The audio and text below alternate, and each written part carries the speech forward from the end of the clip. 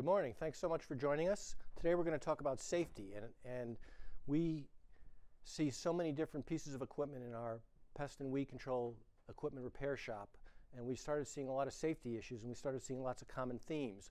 So we thought we'd make a presentation out of it and share these ideas so that you can improve the safety of your clients, your customers, your employees. And we're going to share some of these ideas with you today. And I've got some pictures that I think you'll find interesting. So what we're going to do, we're going to talk about what are some of the risks of being in the pest control or landscape business. I really want to improve your awareness about some of these risks. Some of them I think will be surprising to you.